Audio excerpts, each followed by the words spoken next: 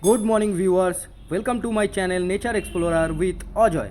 Meghalaya exploring day 4 ride আমরা start করব এখন। ব্যাকপ্যাক হয়ে গেছে, রেডি করছে, আমার বাইক অলরেডি স্টার্ট দেওয়া হয়ে গেছে। সো আর এই হোমস্টেটাতে কালকে আমরা গতকাল আমাদের কাংসুরি ফলসে অনেকটাই লেট হয়ে গেছিল। তারপর লেট হয়ে যাওয়ার কারণে ওখানে কোনো রকমভাবে আমরা আমাদের খাবারটা খেলাম। আমি বলতে পারবো না যে ওটা আমাদের ডিনার ছিল না লাঞ্চ ছিল। তারপর একটা হোমস্টে খুঁজে মেন রোডের উপরে এই হোমস্টেটা পেয়েছি, রিভার ভিউ ইন হোমস্টে। এখান থেকে আমরা আজকের রাইড, তো আমরা এখান থেকে বেরিয়ে পড়ছি অ্যান্ড টুয়ার্ড অ্যামকোয়ের দিকে। অ্যামকোয় যেতে গেলে শিলং থেকে যদি টুয়ার্ডস এই রাস্তাটা দিয়ে আসা হয়, আপনার সৌরা দিয়ে একটা রাস্তা আছে, আর একটা রাস্তা আছে সেটা হলো জোয়াই হয়ে আসতে হয়। জোয়াই হয়ে যদি আসি আমরা এই রাস্তাটা পাবো, এবং এই রাস্তাটায় সোজা মোটামুটি 97 কিলোমিটার আসার পরে একটা 3 মাথার মোড় কুবেরের দিকে এই রাস্তাটা সোজা চলে যাচ্ছে ডাউকি, এই সোজা রাস্তাটা। আর আমরা এই ডান দিকটা নিচ্ছি, এই ডান দিকটা নিলে বেসিক্যালি এইটা দিয়ে অ্যামকোই হলো 19 কিলোমিটার। রাস্তাটা মনে হয় একটু খারাপ হবে, কারণ গুগল ম্যাপে দেখাচ্ছে এখানে এই 19 কিলোমিটার কভার করতে প্রায় 1 ঘন্টা অ্যাপ্রক্সিমেট লেগে যাবে।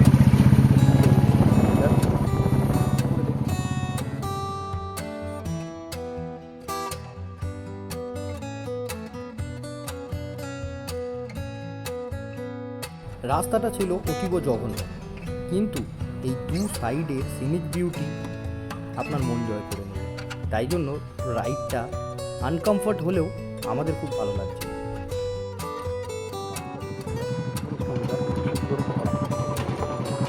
আমার খুব শখ এরকম পাহাড়ি এলাকায় আমার একটা বাড়ি হবে, আশেপাশে একটা ছোটো নদী বয়ে হবে।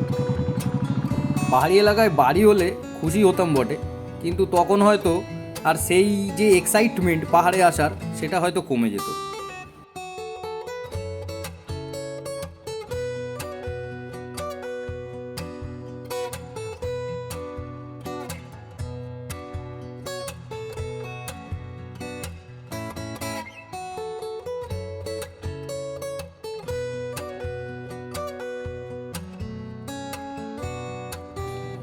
রাস্তার এই দুধারে এই যে সবুজ সবুজ টিলাগুলো যেগুলো দেখা যাচ্ছে না, এগুলো অনেকটাই কিন্তু ওই ডোজুকা ভ্যালির মতোই লাগে। নাগাল্যান্ডের যে ডোজুকা ভ্যালি ফেমাস, ট্রেকিং করে যেতে হয়, এটা অনেকটা সেম লুকস।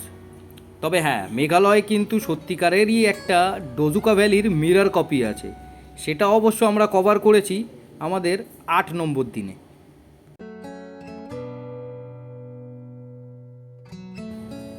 দেখতে দেখতে আমরা মাউলং ভিলেজ চলে এলাম।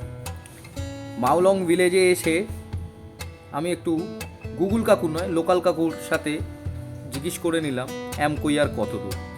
আসলে এত বাজে এক্সপিরিয়েন্স হয়েছে পাহাড়ে গুগল কাকুর ভরসা করে, সেই কারণে যেখানে পাচ্ছি লোকাল কাকুর হেল্প। গুগলে আর মাত্র 8 কিলোমিটার দেখাচ্ছে অ্যামকোই। রাস্তাটা খারাপ হওয়ার কারণে আমাদের একটু সময় লাগছে ঠিকই, হয়তো আর 45 মিনিট কি 35 মিনিটের মধ্যে পৌঁছেই যাব, দেখা যাক।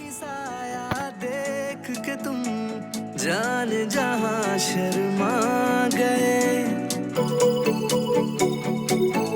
वो अपना ही साया देख के तुम जाने जहां शर्मा गए। এই দেখো, আমার ক্যামেরার ব্যাগটা কিন্তু খুলে গেছে। এ ভাগ্য ভালো, সোনু আর শ্রীকান্তদা এসে বলেছে ক্যামেরার ব্যাগটা সোজা চলে গেছে চাকার কাছে। এবার আর কি করব, খুলে নিয়ে গলায় ঝুলিয়ে নিয়ে মালার মতো এগিয়ে পড়ি। এইটা সত্যি কথা বলতে কিন্তু গ্রুপ রাইডের এটাই হলো অ্যাডভান্টেজ। দেখেছো আমার গ্রুপ কীভাবে দাঁড়িয়ে রয়েছে? না এত খুশি হওয়ারও দরকার নেই, ডিসঅ্যাডভান্টেজও প্রচুর আছে, সেটা আগে গিয়ে দেখতে পাবে। अभी तो ये पहली मंजिल है, तुम तो अभी से घबरा गए, मेरा क्या होगा सोचो तो जरा,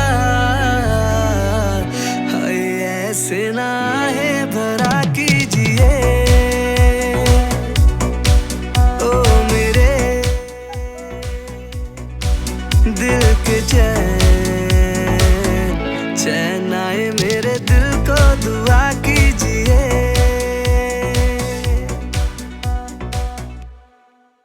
একটা ছোট্ট ইনফরমেশন শেয়ার করে নিই, সেটা হলো যদি অ্যামকোই আপনারা ভিজিট করতে চান তো ডাউকি থেকে আপনারা আসতে পারেন, ডাউকিতে স্টে করে পরের দিন অ্যামকোই প্ল্যান করতে পারেন। অর এলস অ্যামলারেম বলে এই যে জায়গাটা রয়েছে যেখানে আমরা লাস্ট নাইট স্টে করেছিলাম, সেইখানেও কিন্তু অনেক হোমস্টে আছে, সেখান থেকেও আপনারা ভিজিট করতে পারেন।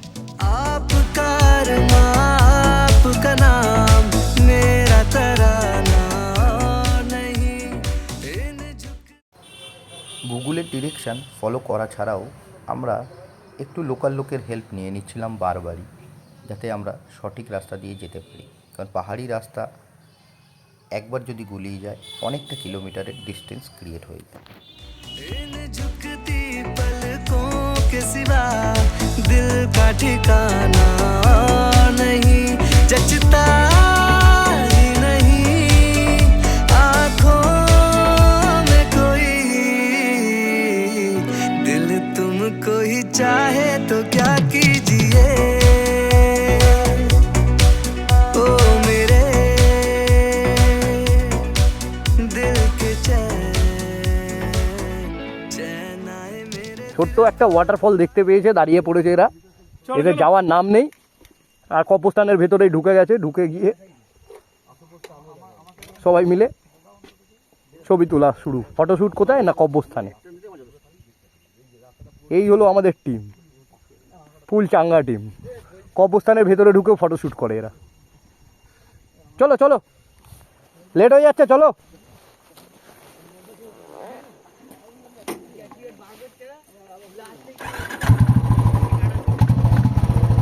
চলো মুভ করো, তাহলেই মুভ করবে, নাহলে এরা করবে না।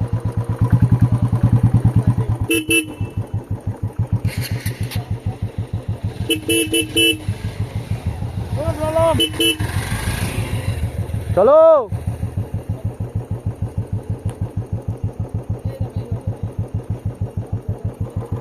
এটা গ্রুপ রাইডের মজাও আর সাজাও।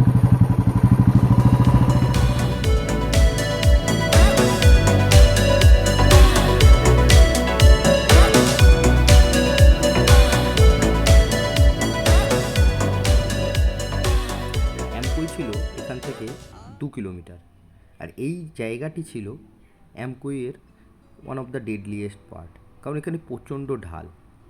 হ্যাঁ, হয়তো ভিডিওতে দেখে মনে হবে না যে এটা খুব বেশি কি ঢাল। হ্যাঁ, এই ঢালটা ছিল অনেকটাই, মানে খুবই আমাদের জন্য অসুবিধাজনক, কারণ এখন শুকনো, এখন আমরা নেমে যাচ্ছি, অসুবিধা নেই।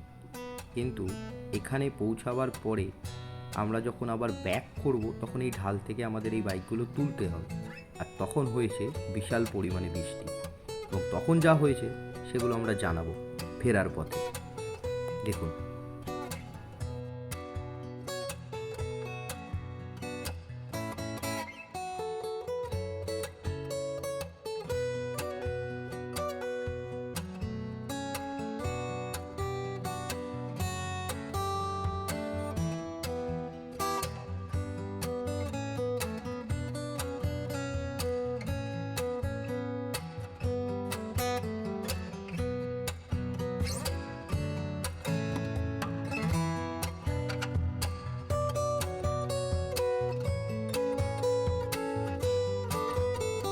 ফাইনালি আমরা অ্যামকোই রিচ করলাম।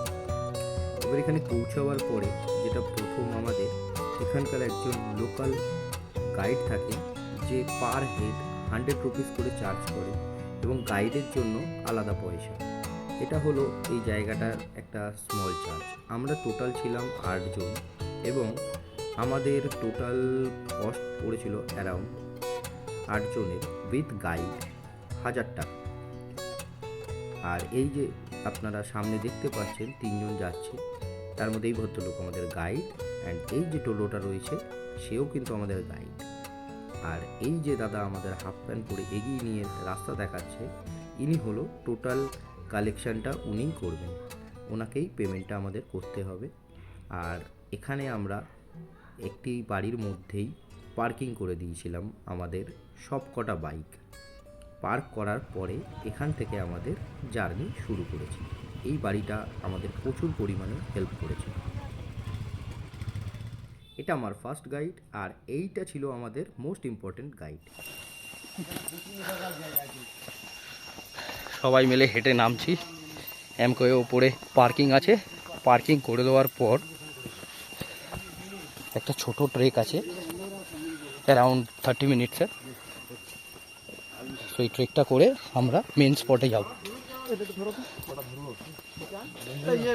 আমাদের ফুল এনজয় করার আজকে প্ল্যান রয়েছে এইখানে। পাখিটা স্পটে পৌঁছেও দেখাতে পারি। রাস্তা যে খুব খারাপ তা নয়, অল্প কটা সিঁড়ি, তারপর লাল মাটির রাস্তা, সুন্দর। মাটি ঠিক নয় এগুলো। চলো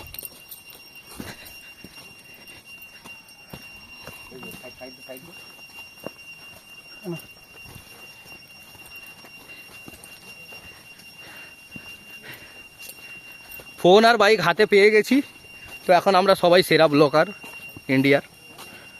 যতক্ষণ ফোনে স্টোরেজ আছে ততক্ষণ ব্লগ করব। স্টোরেজ শেষ হয়ে গেলেই গুগল বলছে আবার পারচেস করতে হবে, যেটা আমার পক্ষে সম্ভব নয়।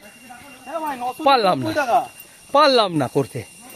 যতক্ষণ হবে ততক্ষণ দেখাবো, যেটুকু ইনফরমেশান শেয়ার করা সেটুকু করবো। এখানে পার পারসন উইথ গাইড গ্রুপে এলে 100 টাকা, 120 টাকা, 150 টাকা এরকম বার্গেন করে একটা অ্যামাউন্ট ওরা নেয়, নিয়ে গাইড নিয়ে যায় স্পটে। স্পটে গেলে বুঝতে পারবেন স্পটটা কতটা ভালো, কতটা এনজয় করা যাবে। যা হতো জায়গাটা হলো টোটালি আনটাচড, পরিষ্কার বলা যেতে পারে। এটা সত্যি হিডেন জেম। অফবিট প্লেসগুলো এই ধরনের জায়গায় এত বেশি অফ রোড, এত বেশি ট্রেকিং থাকে বলে সবাই এক্সপ্লোর করতে এখানে আসে না। তো হাঁটতে হাঁটতে যাচ্ছি। বাকি ভিডিওটা ডাইরেক্ট এমকোইতে স্পটে পৌঁছে আপলোড করব। Thank you, by.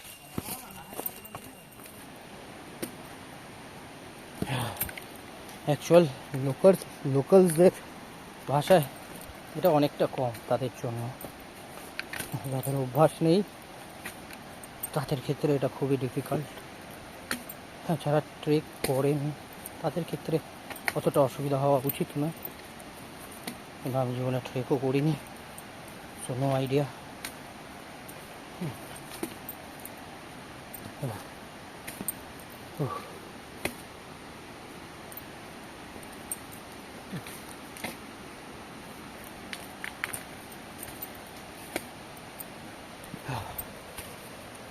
আবার একটু আলো দেখতে পেয়েছি।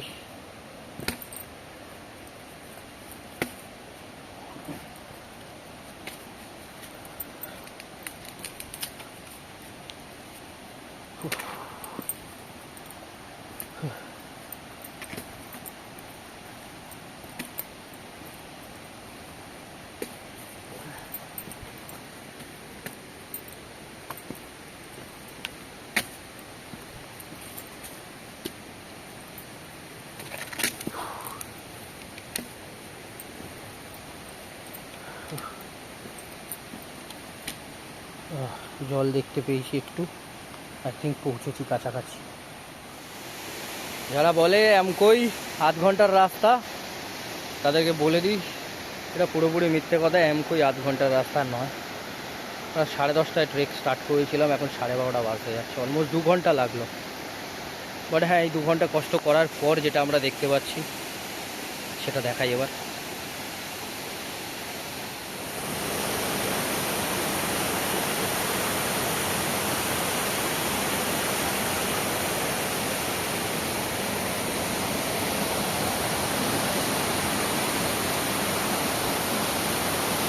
পাহাড়ের এই উঁচে এসেছি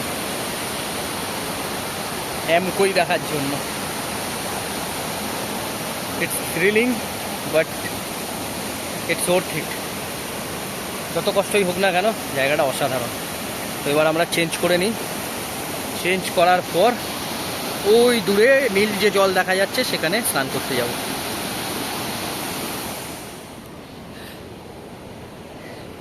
এমকোই আসতে গেলে বেসিক্যালি ওই যে উঁচু পাহাড়টা দেখতে পাচ্ছেন টপে, ওইখানে এসে আপনার বাইক পার্কিং করতে হবে, করে আপনাকে ওখান থেকে ট্রেক করে এই নিচে আসতে হবে। এটা অলমোস্ট 2 ঘন্টা লাগবে আসতে ট্রেক করে। তারপর আপনি এই রকম ভিউ পাবেন ঠিক।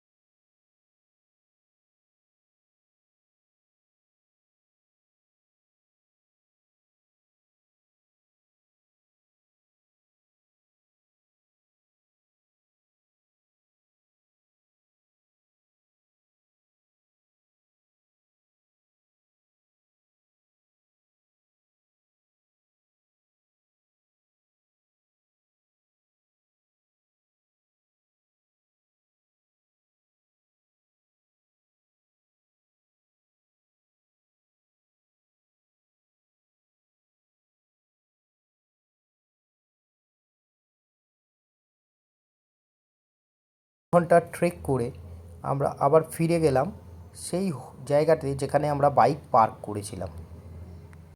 মেঘভাঙা বৃষ্টির কারণে আমরা আটকে পড়েছিলাম, আমাদের প্রায় হাফ ডে এখানে নষ্ট হয়। তারপরে আমরা রেনকোট পরে নিয়ে সবাই যেই বেরোলাম তখন বৃষ্টিটা থামলো। কিন্তু চ্যালেঞ্জ ছিল, যেখান থেকে আমরা যে ঢাল থেকে গাড়ি নামিয়েছিলাম সেই ঢাল থেকে কনস্ট্যান্ট এত জলের স্রোত নেমে আসছিল যে গাড়ি তুলতে খুব কঠিন হয়ে পড়েছিল এবং আমাদেরই একজন টিম মেম্বার সেখানে পড়ে গিয়ে ইনজোর্ড হয়। আর কি, এই অন্ধকার রাস্তায় বেরিয়ে পড়লাম। পার্থদা তার হ্যালোজিন জ্বালিয়ে ফেলেছে, সামনে আপনারা দেখতেই পাচ্ছেন কি বিশাল আলো। তো আমাদের আর কোনো অসুবিধা হয়নি, পার্থদা সামনে রাস্তা দেখাচ্ছে আলো জ্বালিয়ে, আর আমরা এগিয়ে যাচ্ছি। তবে এগোতে এগোতে আমরা ভাবলাম যে ফিরবোটা কোথায়। তো আগের দিন আমরা যে হোমস্টেটাতে ছিলাম সেইখানেই আমরা আবার ফিরতে চলেছি, সেখানেই গিয়ে উঠব। কারণ এখানে যে হোমস্টেটাতে আমরা ছিলাম উনি একজন ওনার বাবা হলেন বাঙালি এবং মা হলেন খাসি। তো সেই সূত্রে আমাদের সাথে খুব ভালো তাদের সম্পর্ক হয়ে যায় এবং আমরা কথা বলি বলে ওনারা আমাদেরকে ওনাদের কিচেনটা দিয়েছিলেন। গতকাল রাত্রেও আমরা রান্না করে আমরা ওখানে খাওয়া দাওয়া সেরেছিলাম। তো আজকেও প্ল্যান হয়ে গেল, কিছুই না, যে এইখানেই আজকে ফিরে যাব, ফিরে গিয়ে ওখানে রান্না করে খাবো। কিন্তু রান্নাটা হবে কি, এটা নিয়ে একটা ছোট্ট মিটিং করে ফেলা হলো। এই অন্ধকার রাস্তাতে মিটিং করে নিয়ে ডিসাইড হলো যে আজকে আমরা চিকেন রান্না করে খাবো, চিকেন আর গরম গরম ভাত। তো কী করবো, দায়িত্ব পড়লো আমার ওপর। তো আমি এখান থেকে একটু আগে চালিয়ে বেরিয়ে গেলাম, যতটা পসিবল এগিয়ে যাওয়া যায় যাতে দোকানটা আমরা খোলা পাই। কারণ পাহাড়ে একটা চ্যালেঞ্জ, সেটা হলো প্রায় 8টার মধ্যে অলমোস্ট সব কটা দোকানই ক্লোজড হয়ে যায়। তো বেরিয়ে পড়লাম, দেখা যাক কখন আমরা পৌঁছাই।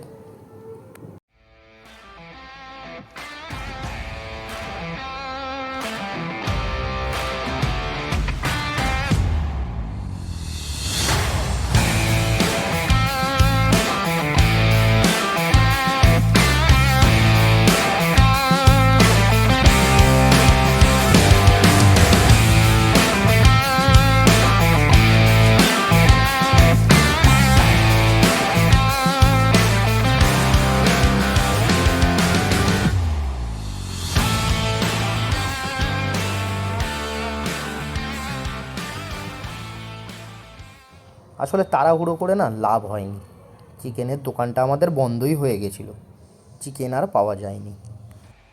তবে আমরা কিছু ডিম আর সোয়াবিন তুলে নিয়েছিলাম এবং সেটাকে সুব্রতদা এত সুন্দর করে রান্না করে সার্ভ করলো রাত্রিবেলা।